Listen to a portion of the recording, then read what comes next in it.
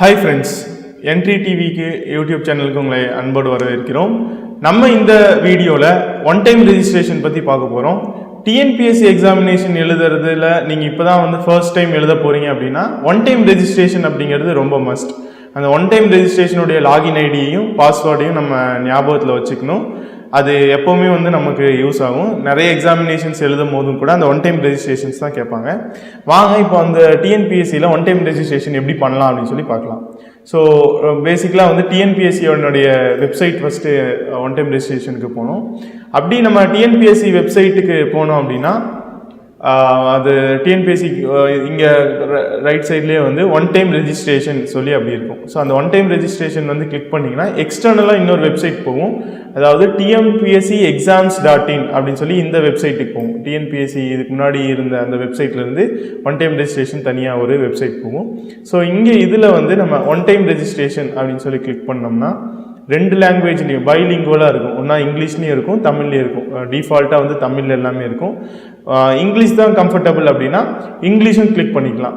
இப்போ நம்ம தமிழில் எப்படி பண்ணலான்னு சொல்லி பார்க்கலாம். இப்போ புதிய பதிவு செய்ய விழைவோர் அப்படிங்கிறது நம்ம ஏற்கனவே புதுசாக இப்போ பதிவு செய்ய போகிறோம். ஸோ லாகின் ஐடி அப்படிங்கிறது ஆல்ஃபபெட்ஸாகவும் இருக்கலாம், இல்லை நம்பர்ஸாகவும் இருக்கலாம். ஈஸியாக ஞாபகத்தில் வச்சுக்கிற மாதிரி உங்கள் பேர், இனிஷியல்ஸு அந்த மாதிரி ஞாபகத்தில் வச்சுக்கோங்க.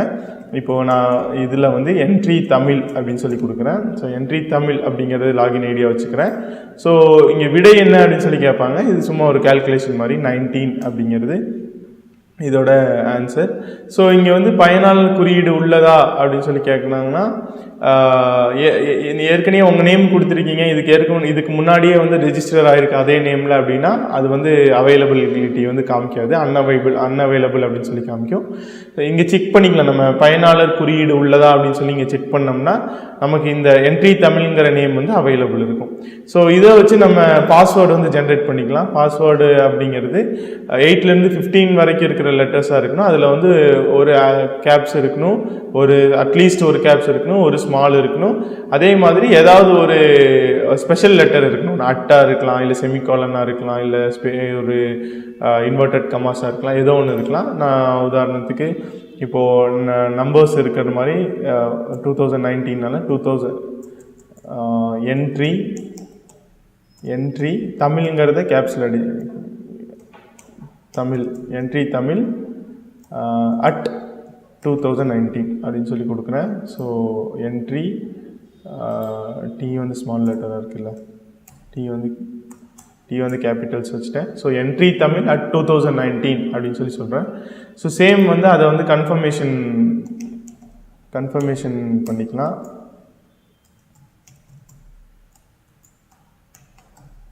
ஸோ கன்ஃபார்ம் பாஸ்வேர்டு அதே இதை இங்கேயும் கொடுத்தோம்னா கடவுச்சொல்லை உறுதி செய்க confirm password. So mail ID ஏதோ ஒன்று கொடுத்துக்கலாம். மெயில் ஐடி என்ன மெயில் ஐடி யூஸ் பண்ணுறோம், நீங்கள் என்ன மெயில் ஐடியை ரெகுலராக யூஸ் பண்ணுறீங்களோ அந்த ரெகுலரான மெயில் ஐடியை கொடுக்கணும். entrytv@gmail.com இந்த மெயில் ஐடி கொடுத்துருக்கேன். சேம் அதை திருப்பி நம்ம கன்ஃபார்ம் பண்ணிக்கணும். entrytv@gmail.com ஏதோ எந்த மெயில் நம்ம எப்போவுமே யூஸ் பண்ணிகிட்ருப்போம் அந்த மாதிரி ஒரு மெயிலை நம்ம கொடுக்கணும். சம் மெயில் ஐடிஸ் நம்ம யூஸ் பண்ணவே மாட்டோம். அந்த மாதிரி இதை நம்ம யூஸ் பண்ணணும். அது அவ்வளோக்கா கொடுக்கக்கூடாது. ஏன்னா ரெகுலராக நோட்டிஃபிகேஷன்ஸ் வரும், ஏதாச்சும் எக்ஸாமினேஷன்ஸோடைய ஹால் டிக்கெட்ஸினுடைய இன்ஃபர்மேஷன்ஸ் வரும். ஸோ அதெல்லாம் நம்ம எந்த மெயில் ஐடியும் நம்ம ரெகுலராக யூஸ் பண்ணுறோமோ அதை யூஸ் பண்ணிக்கணும். இப்போ சுய விவரங்களில் விண்ணப்பதாரரின் பெயர், நம்மளுடைய பெயர் மோஸ்ட்டாக எது நம்ம சர்டிஃபிகேட்ஸில் எப்படி இருக்கோ நம்ம பெயர் அப்படிங்கிறத கொடுக்கணும். இனிஷியல்ஸை தனியாக இருக்கணும். அதே மாதிரி கைபேசி எண்கள் நம்ம யூஸ் பண்ணிகிட்டு இருக்கிற மொபைல் நம்பர் அதை உறுதி செய்கன்னு சொல்லி கொடுத்தோம்னா நமக்கு மெசேஜ் வரும் ஃபோனுக்கு. அப்படி நம்ம அதை கன்ஃபார்ம் பண்ணிக்கலாம். ஸோ அதாவது எந்த டிஎன்பிஎஸ்சி ரிலேட்டடாக எந்த இன்ஃபர்மேஷன்னாலும் அந்த மொபைல் நம்பருக்கு தான் நமக்கு மெசேஜ் வரும்.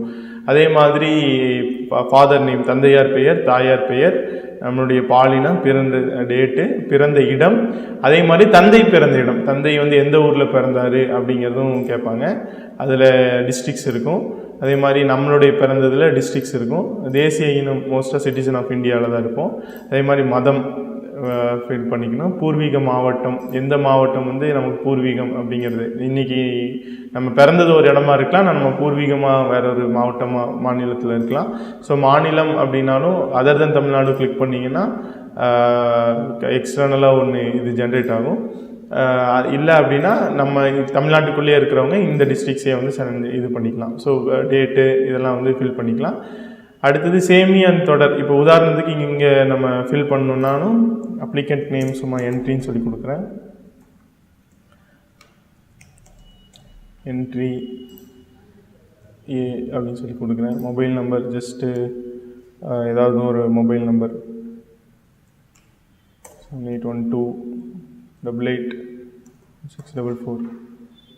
ஸோ அதான் இந்த எண்ணுக்கு மட்டும்தான் வரும். ஸோ இதெல்லாம் கொடுத்துட்டு சேமி மற்றும் தொடர் அப்படின்னு சொல்லி கொடுத்தீங்கன்னா இதில் ஏதாச்சும் தப்பு இருந்துச்சுன்னா திருப்பியும் அது வந்துகிட்டே இருக்கும், என்ன தப்பு இருக்குது அப்படின்னு சொல்லி.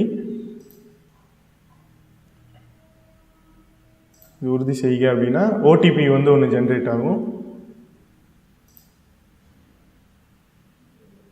அந்த ஓடிபியை வந்து நம்ம இந்த இடத்துல வந்து ஃபில் பண்ணணும். இப்போது எனக்கு 078244 அப்படின்னு சொல்லி ஒன்று வந்திருக்கு. அது சரின்னு சொல்லி கொடுத்தீங்கன்னா நம்பர் வந்து ஜென்ரேட் ஆகிக்கும். ஸோ சம்திங் இது ஃபுல்லாக இது ஃபில் பண்ணோம்னா உதாரணத்துக்கு சம்திங் கொடுக்குறேன். இது மாதிரி தாயார் பெயர் சும்மா கொடுக்குறேன். ஸோ பாலினம் ஜெண்டர் மேல், பிறந்த தேதி அப்படிங்கிறது சும்மா 16/1/1995 அப்படின்னு சொல்லி கொடுக்குறேன். பிறந்த இடம் கோயம்புத்தூர், பூர்வீகம் கோயம்புத்தூர், தந்தையார் பிறந்த இடம் கோயம்புத்தூர், மதம் இந்து, தேசிய இனம் சிட்டிசன் ஆஃப் இந்தியா, சேமி மற்றும் தொடர் சரின்னு சொல்லி கொடுத்துக்கிட்டிங்கன்னா நெக்ஸ்ட் லெவல் இன்ஃபர்மேஷனுக்கு போயிடும். ஸோ இதில் வந்து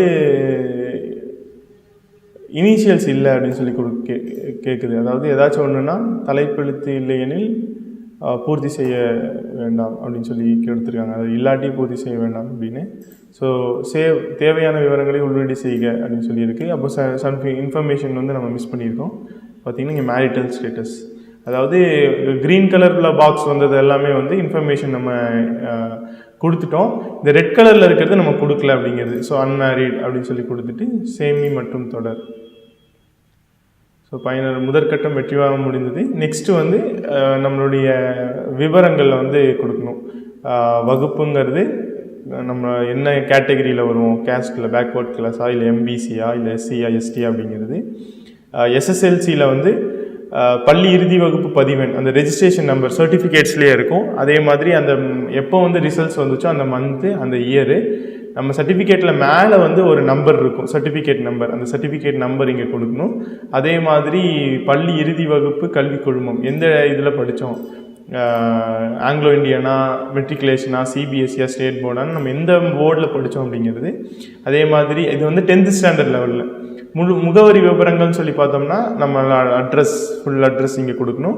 நிரந்தர முகவரி, இதே தான் நிரந்தர முகவரி அப்படின்னா செகண்ட் டைம் டைப் பண்ண வேணாம், இங்கே மட்டும் ரைட் கிளிக் பண்ணால் போதும். இது அப்படியே வந்து இங்கே பேஸ்ட் ஆயிரும், காப்பி ஆயிரும். ஆனால் நம்மளுடைய தொடர்பு முகவரி ஒன்றாவும் நிரந்தர பெர்மனெண்ட் அட்ரஸ் வேறவா இருந்தால் நம்ம ரெண்டையும் செப்பரேட்டாக ஃபில் பண்ணணும். ஒரே இதாக இருந்தால் இதை மட்டும் கிளிக் பண்ணால் போதும். ஸோ இதை மட்டும் கொடுத்துட்டு சேமி மற்றும் தொடர் அப்படின்னா நெக்ஸ்ட்டு லெவலில் வந்து ஃபில் ஆகும். ஸோ இப்படி தான் வந்து ரொம்ப பேசிக்கான சில இன்ஃபர்மேஷன் தான் இருக்கும். இதில் நம்ம ஞாபகத்தில் வச்சுக்க வேண்டியது என்னென்னா, இந்த N3TV தமிழ் அப்படிங்கிற, அதாவது நம்மளுடைய யூசர் நேம் என்ன அப்படிங்கிறதையும் அதுக்கு நம்ம கொடுத்த பாஸ்வேர்டு என்ன அப்படிங்கிறதையும் ஞாபகத்தில் வச்சுக்கணும். இந்த யூசர் நேம் பாஸ்வேர்டை தான் நம்ம என்ன செய்யணும் அப்படின்னா ஞாபகத்தில் வச்சுக்கிட்டா தான் எக்ஸாமினேஷனுக்கு அப்ளை பண்ணும் போதும் கூட அந்த யூசர் நேம் பாஸ்வேர்டு அது ரெண்டு தான் நம்ம யூஸ் பண்ணுவோம். இப்போ உதாரணத்துக்கு இந்த வெப்சைட்டில் வந்துட்டு ஏதாச்சும் ஒரு எக்ஸாமினேஷனுக்கு வந்து அப்ளை பண்ணுறோம் அப்படின்னா, இப்போது எக்ஸாமினேஷன் எதுவும் லைவில் இல்லை, ஸோ வேறு எந்த எக்ஸாமினேஷனுக்காவது அப்ளை பண்ண போகிறோம் அப்படின்னா ஃபஸ்ட்டு வந்து யூசர் நேம் பாஸ்வேர்டு அதான் வந்து கேட்கும். அந்த யூசர் நேம் பாஸ்வேர்டு அது கீழே வந்து